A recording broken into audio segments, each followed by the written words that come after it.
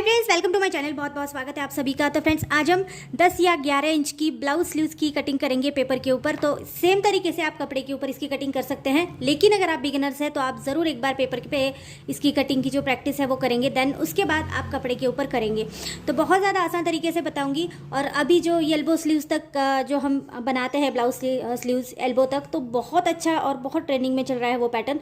उसमें आप कोई डिज़ाइन भी बना सकते हैं, लेकिन पहले आपको स्लीव्स परफेक्टली कटिंग करना आना चाहिए। उसके बाद आप इसमें कोई भी डिज़ाइन को बना सकते हैं। तो आज हम परफेक्ट स्लीव्स जो है वो 10 इंच के लिए बनाएंगे। सेम तरीके से मैं आपको 11 इंच के लिए भी यहाँ पर बता दूंगी। तो पेपर जो है हमने इस तरह से डबल फोल्ड लिया है। आप सेम तरीके से कपड़े को ले सकते हैं, लेकिन अगर आप एक साथ में 2 स्लीव्स को कट कर रहे हैं तो आपको पेपर जो आपका जो कपड़ा है इसको आपको 4 फोल्ड रखना है। 4 फोल्ड रखेंगे। यहाँ पर मैंने डबल फोल्ड लिया है, सेम तरीके से 4 फोल्ड रखेंगे। अब यहाँ पर इसकी ये बंद साइड है और यहाँ पर इसकी ये ओपन साइड है। तो बंद साइड से आपको स्लीव्स की आपकी जितनी हाइट है वो नापनी है। सपोज अगर 10 इंच है तो इस तरह से आप टेप को रखेंगे, और अगर 10 इंच की स्लीव्स बना रहे हैं तो आपको हाइट को 11 इंच के ऊपर नापना है।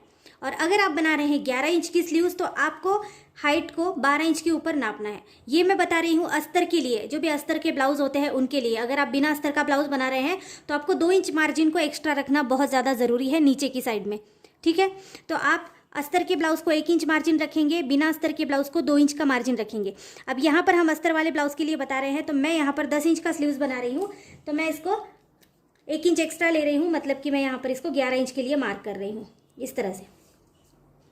तो 11 इंच के ऊपर मार्क करने के बाद अब आप यहाँ से इसको यहाँ पर सीधा टेप इस तरह से रखेंगे। अब आपने अगर आर्महोल 6 इंच का लिया है तो आप अगर आर्महोल को तिरछा गिनेंगे तो वो 8 इंच आता है। आप एक बार करके देखिए कि आपने 6 इंच का आर्महोल लिया है, उसको आप तिरछा गिन रहे हैं तो 8 इंच आता है।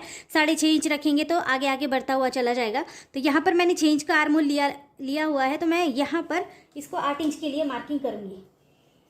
और अब हम इसमें एक्स्ट्रा मार्जिन मिला सकते हैं। 1 इंच, 1.5 इंच या 2 इंच तक मार्जिन आप एक्स्ट्रा रख सकते हैं। मैं यहाँ पर 1 इंच रख रही हूँ, तो यहाँ पर ये हो गया 9 इंच। ठीक है, ये जो है हमारा एक्स्ट्रा मार्जिन है, और यहाँ पर जो है ये हमारा पूरा मार्जिन है 8 इंच तक। अब यही नाप आपको ऊपर भी लेना है सेम तरीके से। देखो यहाँ पर भी 9 इंच आ रहा है, तो मैं यहाँ पर भी इसको यहाँ पर मार्क कर दूंगी। और अब आपको इस तरह से एक स्क्वायर शेप में इसको ड्रॉ कर देना है। ठीक है, आपका पेपर छोटा बड़ा हो सकता है, तो आप उस हिसाब से अच्छे से स्क्वायर बनाना। ये 10 बाय 9 इंच का अभी आपने जो स्क्वायर दिखा है इस तरह से हो चुका है। 11 बाय 9 इंच का। तो इस तरह से आप स्क्वायर इसका बना लेंगे। अब आपको डाउन देना है। डाउन हम ओपन साइड से देते हैं, ये जो साइड है यहाँ से हमको डाउन देना है।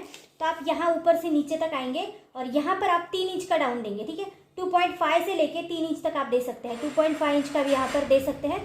तो 2.5 इंच के ऊपर मैंने एक मार्क कर लिया। इस मार्क को हम 1 इंच तक सीधा करेंगे, इस तरह से सीधा ड्रॉ करेंगे। तो यहाँ पर हमने सीधा इसे इस तरह से ड्रॉ कर दिया। अब आपको यहाँ से भी 1 इंच का इस तरह से निशान लगाना है, और अब आप इसको शेप देंगे।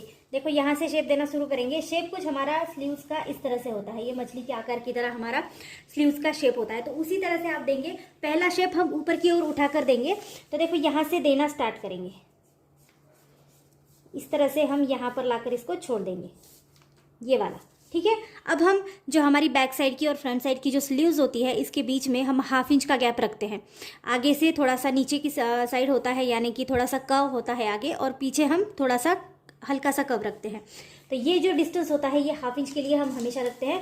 तो इसको आप चाहे तो इस तरह से मेजरमेंट लेकर लेंगे, चाहे तो आप अंदाजे से भी ले सकते हैं। अब ये वाला जो दूसरा वाला शेप है ये नीचे से आता है। ठीक है, तो इसको इस तरह से नीचे से लेंगे और यहाँ पर हम मिला देंगे। ठीक है, यहाँ पर फिर से ये सीधा हो जाएगा, और यहाँ पर हमारा जो ऊपर का शेप था ये वाला। तो ये दोनों भी शेप हमने यहाँ पर इस तरह से बना लिए हैं। अब आती है नीचे की साइड। यहाँ पर आप अपने बाजू, अपना जो भी आपका हाथों का घेर है, जिसको हम दंड घेर भी बोलते हैं, तो वो हाथों का घेर आप अच्छी तरह से पहले नाप लेंगे। आपके हाथों का घेर कितना है? तो अगर आपके हाथों का घेर 12 इंच का है तो आप उसका हाफ लेंगे। जितना भी होता हो उसका आपको आधा लेना है। समझो 11 इंच है तो फिर आप 5.5 इंच के हिसाब से चलेंगे। तो जितना भी आपके हाथ का घेर आता है आपको उसका आधा लेना है। तो सपोज अगर मेरे हाथ का घेर मैं बोलूँ तो मैं यहाँ पर 12 इंच का घेर है, तो मैं यहाँ पर 6 इंच का नाप लगा रही हूँ। यहाँ पर 6 इंच का नाप लगाया। अब इस 6 इंच में भी हमको एक्स्ट्रा मार्जिन ज़रूरी है। कभी हम मोटे पतले होते हैं, कभी कुछ भी हो सकता है, तो मार्जिन रखना बहुत ज़्यादा ज़रूरी है। आप कहीं पर भी ब्लाउज़ को मार्जिन रखेंगे। अब देखो यहाँ पर मैंने 6 इंच रखा, अब मैं मार्जिन यहाँ पर 1 इंच एक्स्ट्रा ले रही हूँ। 1 ले सकते हैं, 1.5 ले सकते हैं, 2 ले सकते हैं, इससे ज़्यादा लेने की ज़रूरत नहीं पड़ती है। तो 1 ही इंच रखती हूँ और यहाँ पर मैं 7 इंच के ऊपर एक निशान लगा दूँगी। अब ये जो हमने 7 इंच का निशान लगाया, इसको आपको इस तरह से जोड़ना है तिरछा।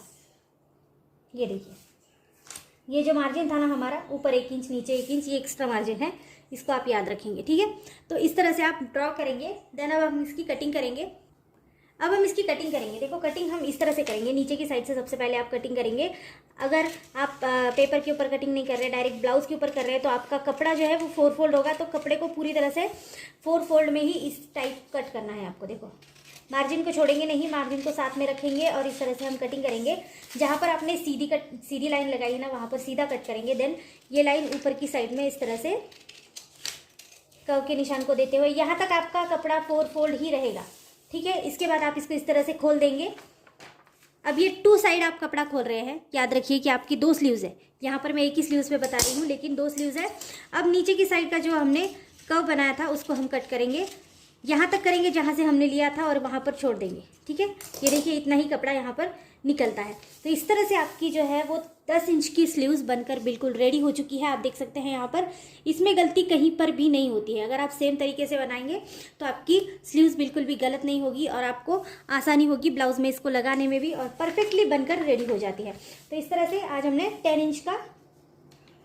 इंच की स्लीव्स की कटिंग करी है। ये आप सेम तरीके से ड्रेस में भी लगा सकते हैं और सेम तरीके से ब्लाउज़ में भी इसको यूज़ कर सकते हैं। तो मैं पर्टिकुलर ब्लाउज़ के लिए नहीं बोलूँगी, इसको आप ड्रेस में भी सेम तरीके से यूज़ कर सकते हैं। अगर आपको 3/4 स्लीव्स की कटिंग चाहिए तो आप मुझे कमेंट में बताइए, वो भी मैं आपको परफेक्टली कैसे कट करना है वो भी बता दूंगी।